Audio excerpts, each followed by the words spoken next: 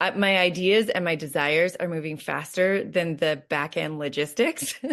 But I've been wanting to do this for a really long time. And with this new moon, it just felt like it's time. Like I could have done it on the Aries new moon, but then there was like the eclipse and big disruptive energy, and you don't really start things on eclipses. It was also a retrograde. It was a Mercury retrograde. And I was like, that's not the energy that I want to start this new iteration in. Where with this moon, it's filled with abundance. It's really regenerative. We're going to talk about it so much more, but it just has much more supportive energy to make change. And one of the things that we'll talk about with this Taurus new moon is that when you activate the energy of generosity right now, it will be returned to you in so many beautiful ways. And so just it feels really, really good. And I've wanted to do this for a really long time. And I don't know if you read my more recent posts on Instagram where I said I'm in my reclamation era. I swear to you, did anybody else have this? That Aries total eclipse and then the Jupiter Uranus conjunction following it was majorly activating. I feel like I woke up from a hypnosis.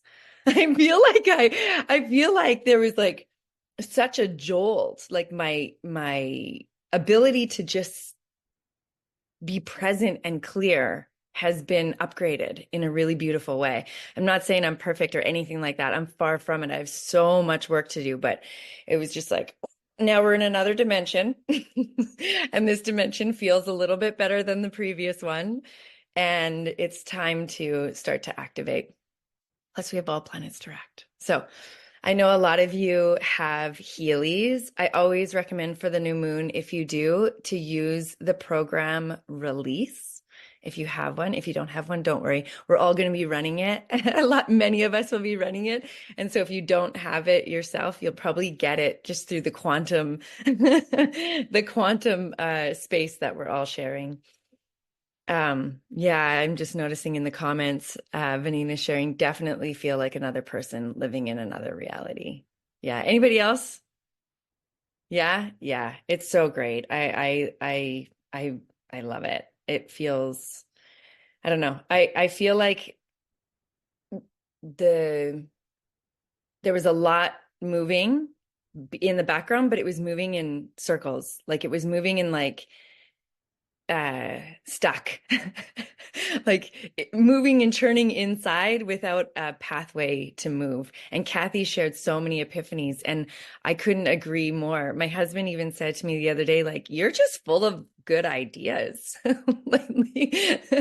More headache, Tara? Yeah, okay. I've actually been having lots of headaches, but I've been doing a lot of lymphatic releasing work for myself. Umami is sharing, I feel a newfound sense of self-belief that I didn't know before. Yes, I like that a lot. Advice. Meta abundance has been pouring on me. Oh, I love that. I love that for you, especially. Everybody. Okay, let's take a moment. You can close your eyes and just take a moment to bring all of your attention, all of your awareness to your inner world.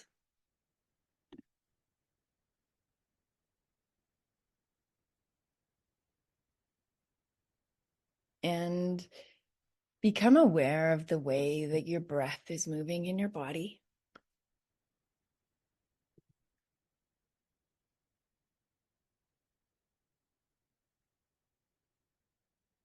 Become aware of your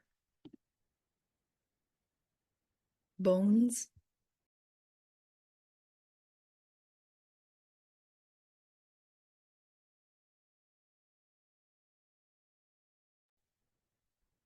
Become aware of your physical presence.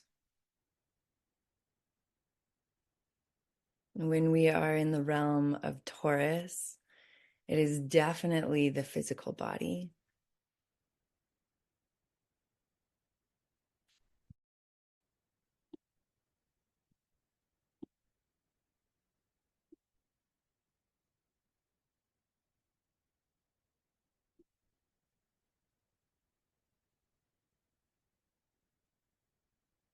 And just be present with what is inside.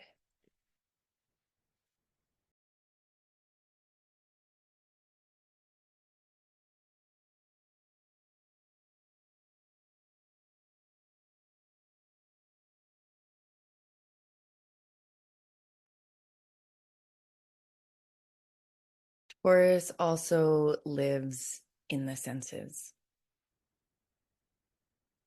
And the senses are the gateways for the external world to become internalized.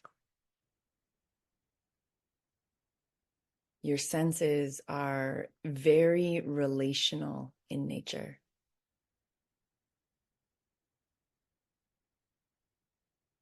And so take a moment to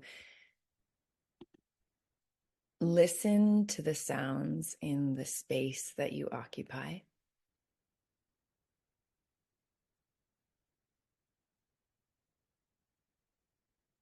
And see if you can hear the sounds just outside of the space. If you're in a city, maybe the traffic. If you're in a rural area, maybe you can hear the birds, the sound of the wind.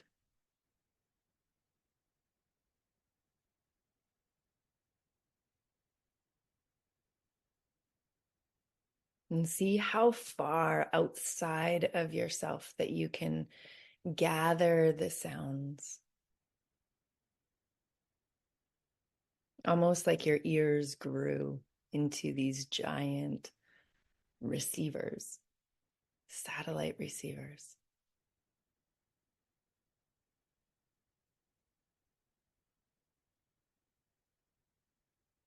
And then become aware of the feeling of the sound inside of your body. The resonant feeling, the sensation, the vibration, maybe even the thought forms that arise or the emotions they cause.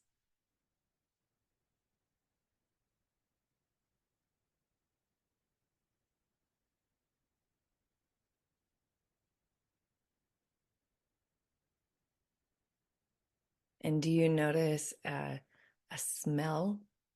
It's hard if it's your own home, but are there any smells in the space that you occupy?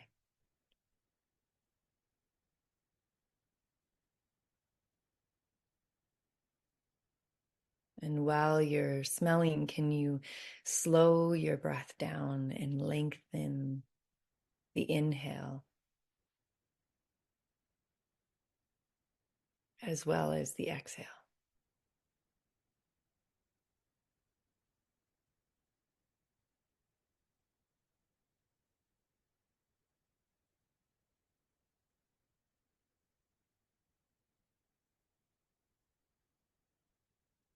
Can you feel the texture of your clothing touching your skin? The texture of the seat that you're on or the socks on your feet.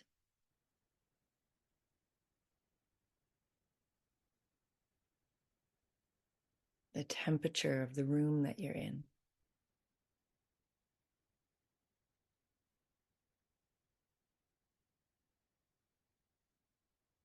And notice that each of these gateways, these senses, very naturally and organically bring you into a greater quality of presence here and now in this moment.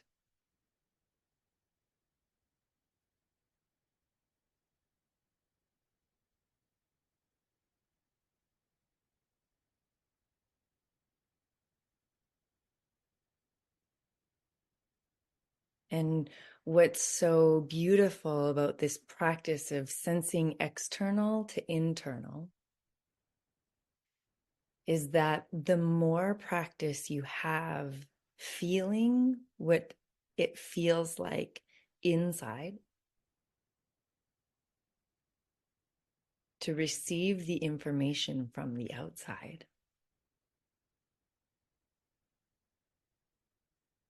The more you practice that, what you're actually doing is you're waking up your inner senses, your insight.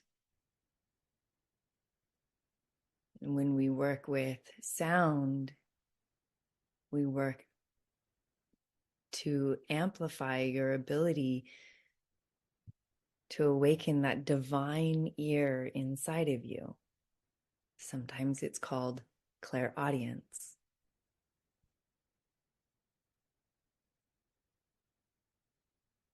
In sight, we can practice through the sense of touch. Take your right hand and place it on your left shoulder. And do you get an image of the left shoulder through touch?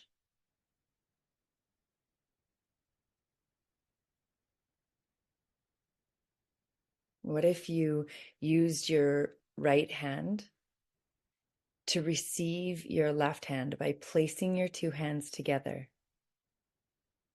The right hand receiving the feeling of the left hand. Do you start to get an image of the left hand?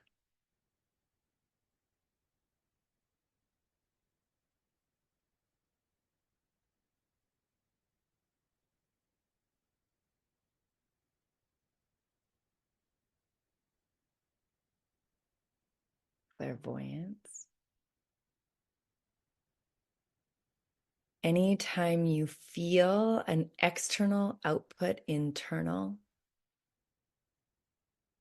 you start to awaken your clairsentience, your ability to feel, or sometimes we call it interoception. Bring a breath in through your nostrils and feel it filling up your lungs.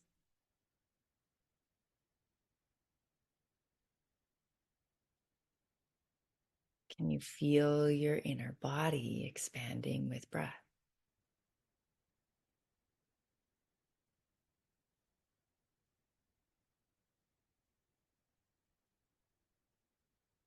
And notice how through these practices, you slow down.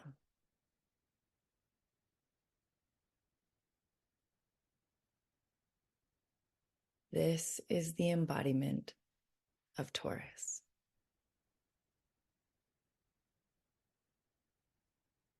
As we step towards a new moon ceremony in celebration of the Taurus New Moon, take a moment to acknowledge the line of mothers, your mother, the grandmother, the great-grandmother.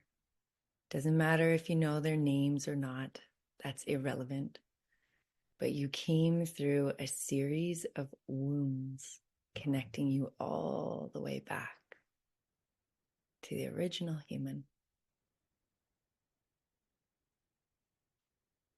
If you know your mother, your grandmother, great-grandmother's names, you can say them and acknowledge them. If not, no worries.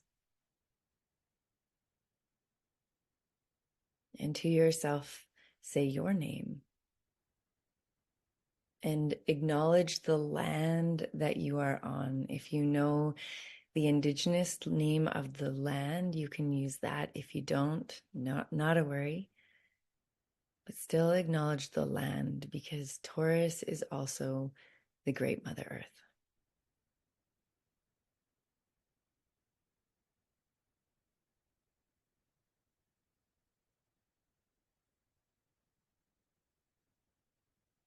And then do a quick scan through your mental, emotional bodies. And is there a word, a single word that describes your current embodiment, how you feel?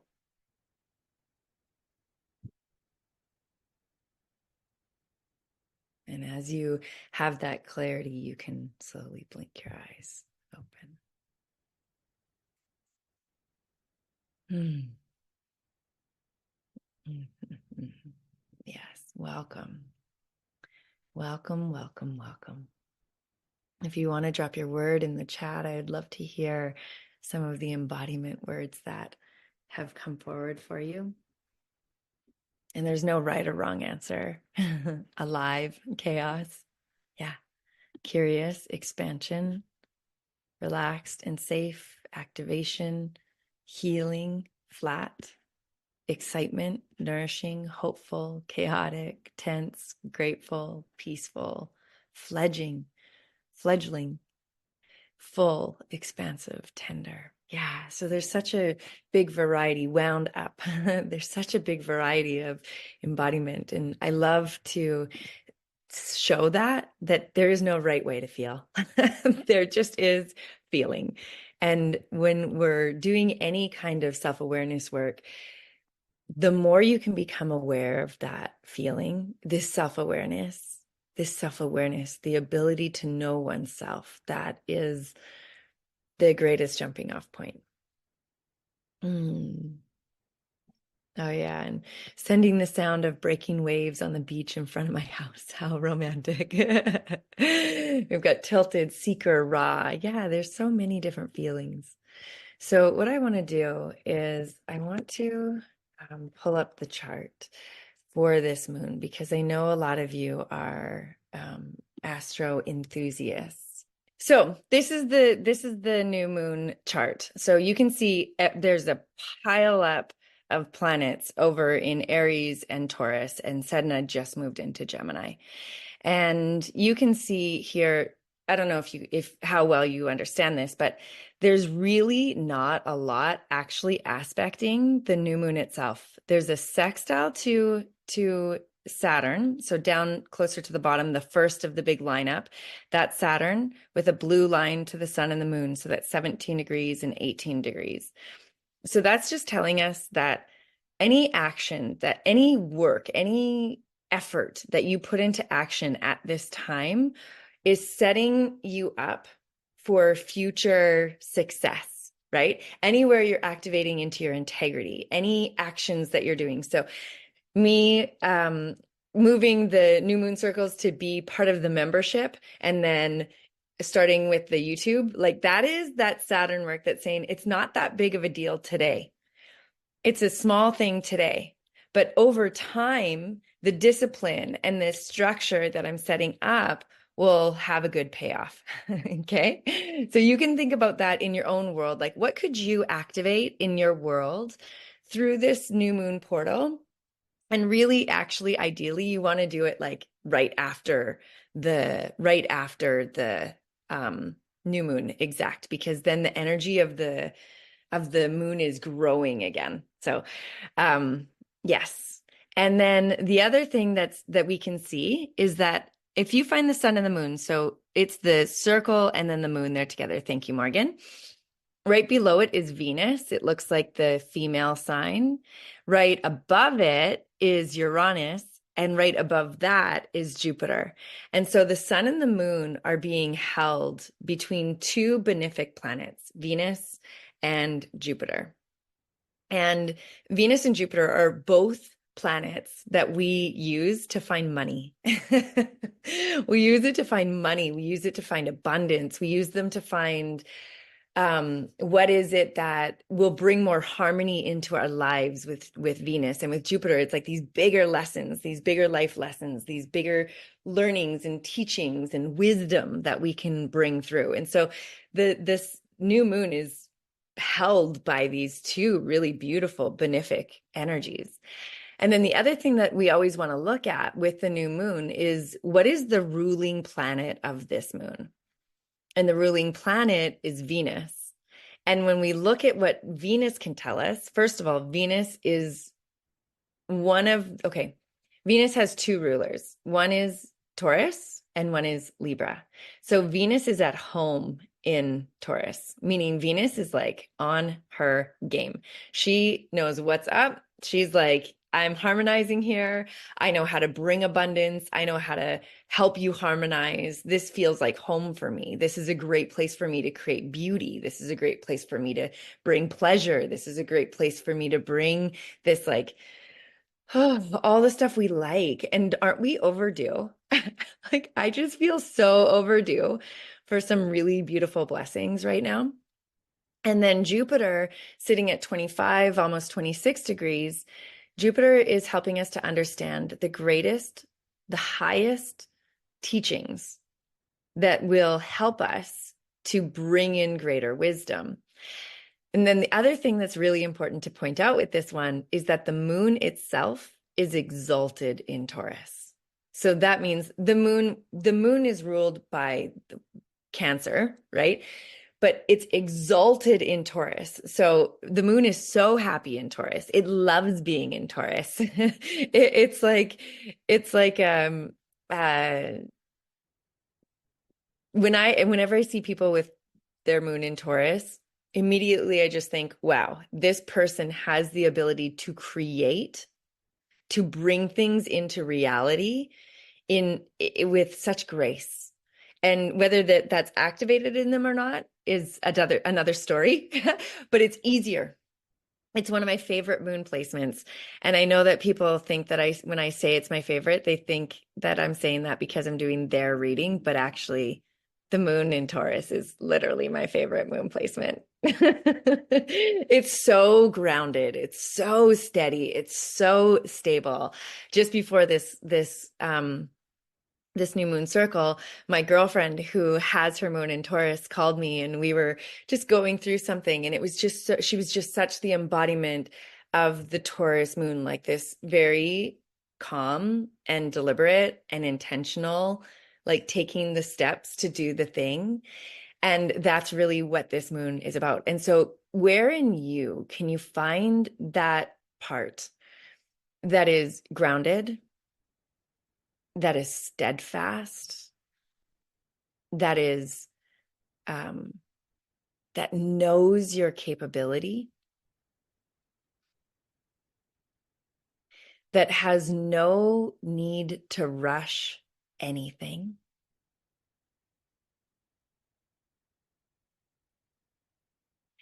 And what's really fascinating right now is that the world is so fast. The world is moving so fast right now.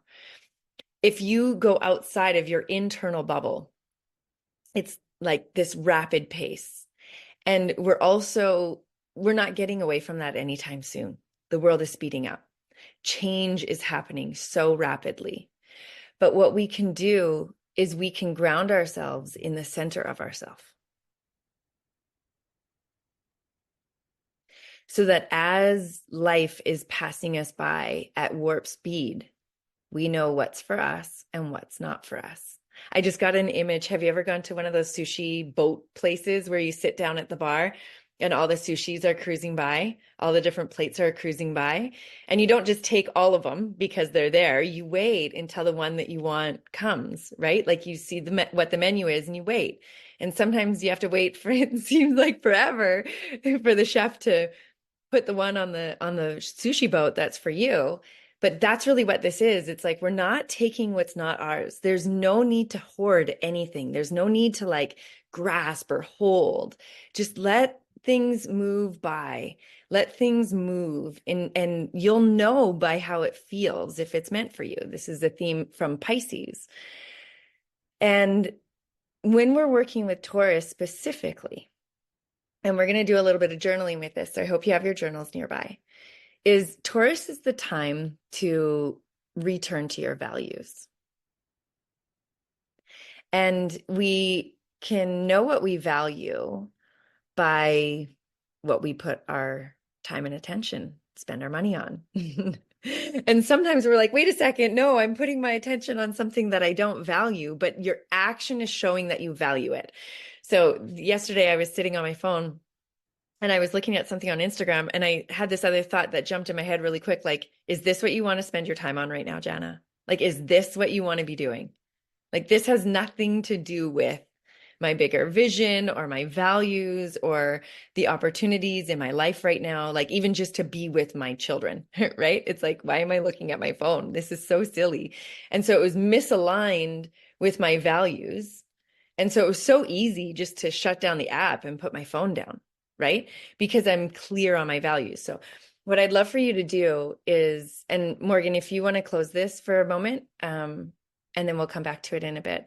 But if you can get your pen and your paper, your journal, and actually, what I recommend doing if you haven't done it already is to have a journal that's dedicated to your moon, the new moons, because I want to start pulling back, forward and back. Like, remember on this full moon or on this new moon, pardon me, when we reevaluated this, because right now we're going to look at values today.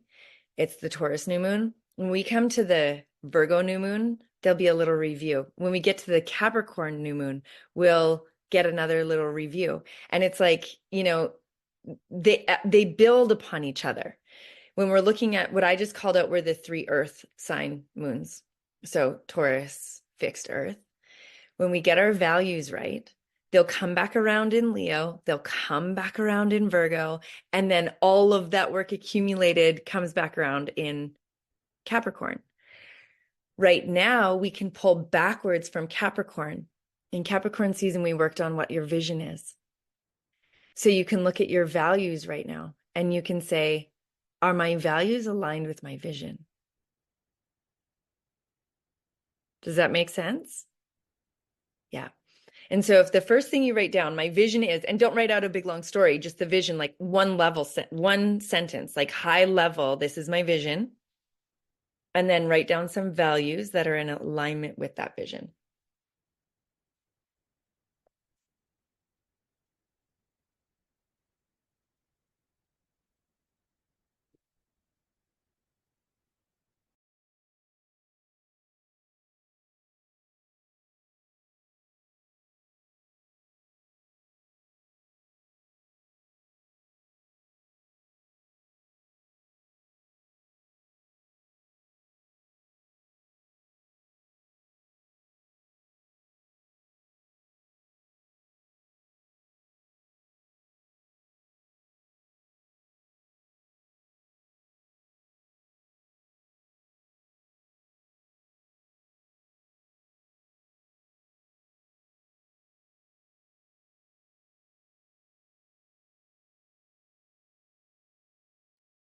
I'm giggling to myself right now because I just look back at my Capricorn, and in Capricorn, we were talking about, I'll just remind you if you weren't there. Oh, now where did the page go? In Capricorn, we were talking about where we're giving our power away, if you remember. And where I said I'm giving my power away was procrastination or device addiction. And then the example I used today was, this isn't in alignment with what I really want to be doing, right? And so it's easy to put down the device.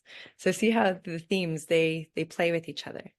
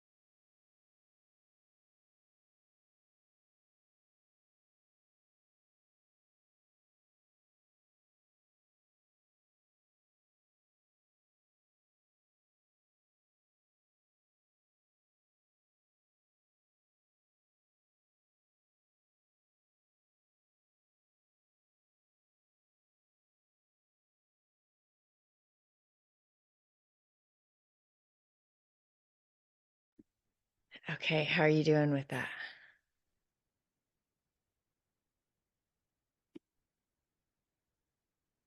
Okay. So when you have your values highlighted, one of the things I like to do is I like to give my top 5 values my own definition. Like, what does that value mean to me? So the first time I ever really got this, I was actually working with Mary Beth LaRue and Jackie Carr. They used to do this. I forget, it was something bliss, and they would do values. And Jackie was saying that one of her values was success. And she said when she first thought of doing values and put success as a value, it didn't, somebody suggested success as a value for her.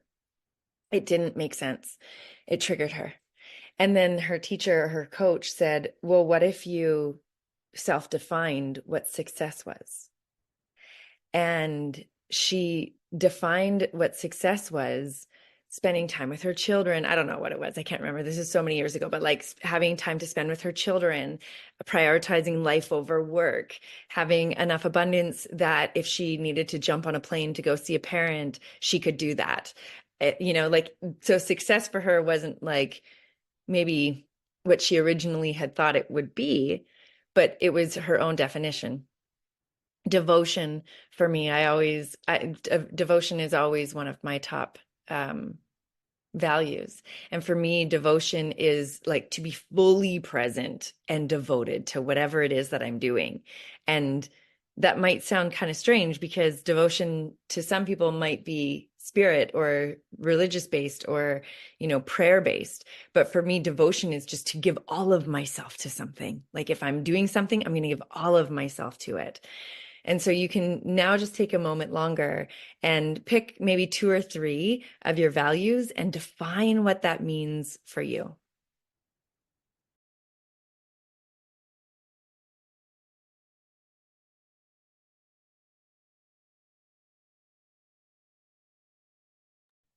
Joy remembered Rock Your Bliss. That was it. Thank you.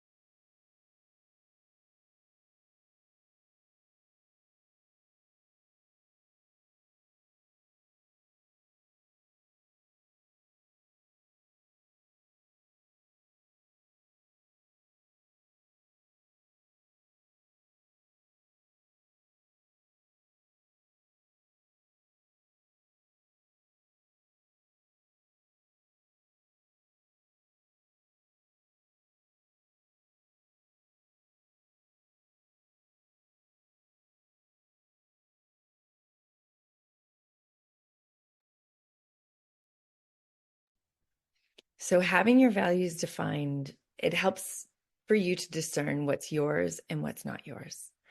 And in the energy of Taurus, which this is big Taurus energy, we have Venus, the moon, the sun, Uranus, and Jupiter all in Taurus. This energy is like slow down. Say no to the excitement for a minute because we're moving into Gemini season yet. It's going to be all social, all fun, all, fast moving energy. But right now it's like slow down, stay home, get your house in order. If you might have heard me talking on Instagram about purging, most everybody finished their taxes. You just looked at your money. This is a time to get your money in order, right? Make a plan for your money, and you can use whatever language you want around that. It doesn't have to be budget, right?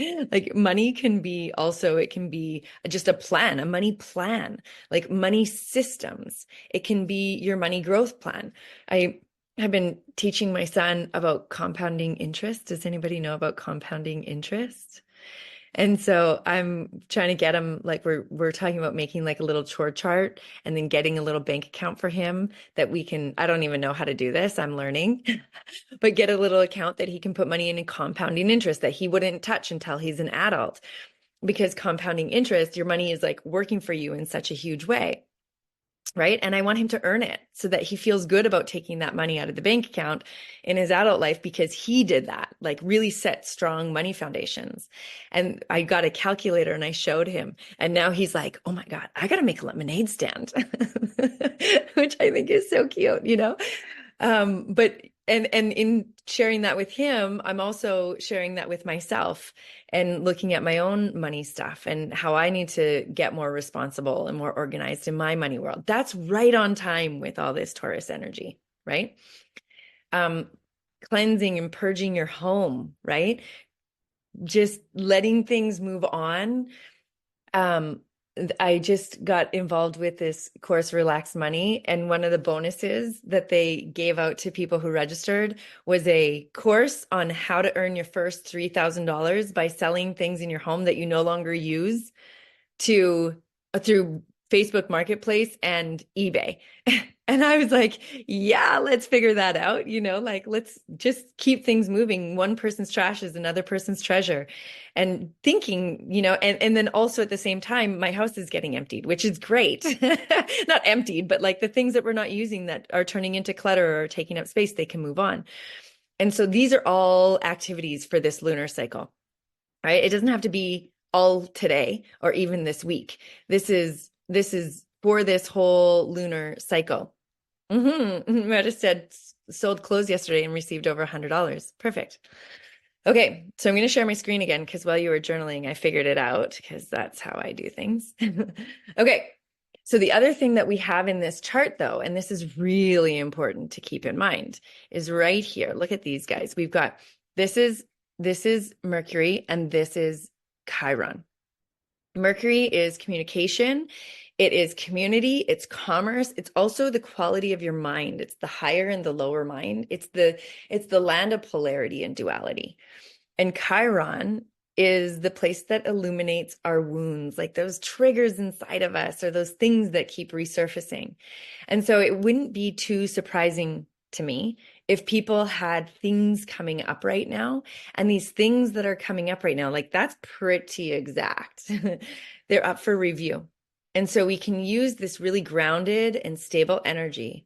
We can use this knowing, this awareness of our values, knowing also that Venus and Jupiter are coming to bring you blessings at the same time. Whatever is coming up for you is up for review and harmonizing. And maybe what's coming up is the exact block or the exact trigger that if you review it and release it and like alchemize it and release it right now, it turns into wisdom. Maybe that's the exact thing that is blocking you from your level up. Okay. And then I had to put this one in here. And this one is a really interesting. So I'm just going to go back into this here. I added this. It's called Priapus. I don't even know how to say it properly. Priapus, I think is how it's said. And Priapus is telling us that this is a supermoon. So it's kind of like Black Moon Lilith. Black Moon Lilith is the furthest part, the furthest away point, and this Priapus is the closest point. And look at where it is. It's conjunct the North Node, so it has to do with purpose. So this moon has to do with destiny or fate. And we can take purpose out. I know there's lots of controversy out in the social world about purpose, whether you need to have purpose or not. Purpose has too much pressure sometimes, so forget about that. But although I really love having purpose and intention behind things. But this also, what it's saying is some of the things that are coming up right now are fated to come up right now. It's fated to come up right now for your regeneration. It's okay, where I got regeneration.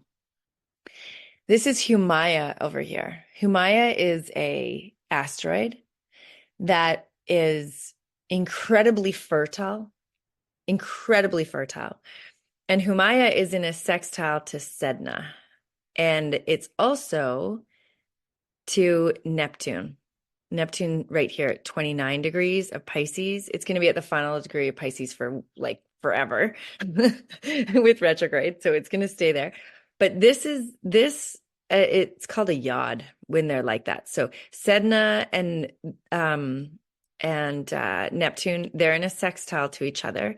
And then these are both in a quincunx. And so Humaya is saying, like, let's birth something. I'm giving you so much fertility.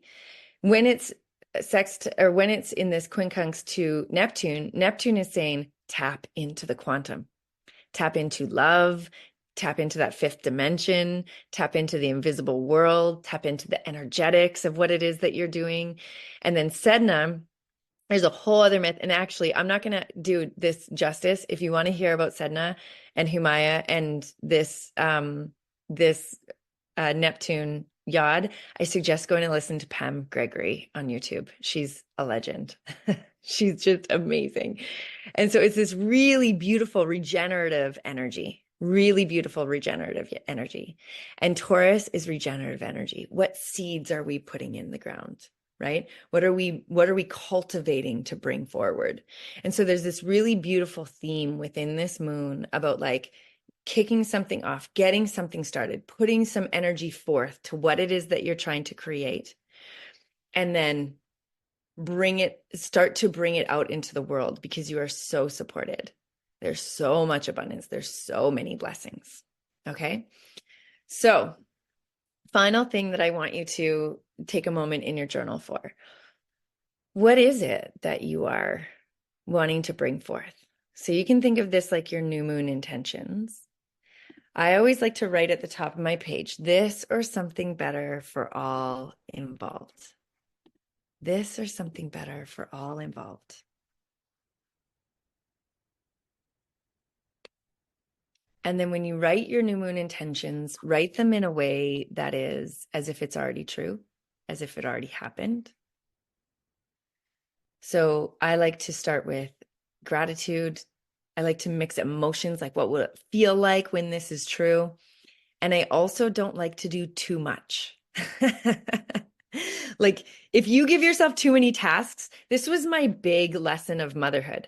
I don't make a to-do list with like 50 things on it. All that does is cause a ton of stress and put me in freeze and make me feel like a failure, right? So, your new moon intentions, 2, maybe 3 intentions. Write them as if it's already true. Write how it feels, give it emotion to it. And allow yourself to have a nice, clear focus. Taurus loves that. Like, I don't want to do too much. You know, Taurus, they get the rep like, I'm not leaving the house. I'm staying on the couch. I'm going to eat my good food. Like, you can't make me leave my house, right? That's like the joke about Taurus, like super stubborn, not going to do anything. Like, you know, I'm married to a Taurus. My whole thing with my husband is as soon as it's his idea, even if it's mine, as soon as it's his, so I just have to be patient for that moment, right? So you just like wait. There's a waiting game with Taurus. There's a readiness, and nothing's happening until the readiness is there. And so with your intentions, feel it come all the way alive through all of your senses, and that is what is going to bring the clarity when you can feel it in its wholeness, in its entirety. Because if you can feel it, see it, sense it, hear it, smell it, and all of your senses are being touched by it, and then you write down that, then when you're out in the world and you're doing things, it's just a recognition match because you've already felt it. Don't worry about the how. Don't worry about like all the little steps with Taurus. Just ground it into reality through your felt sense of awareness, through all of your senses, like we did at the beginning of this call. Got it? Okay.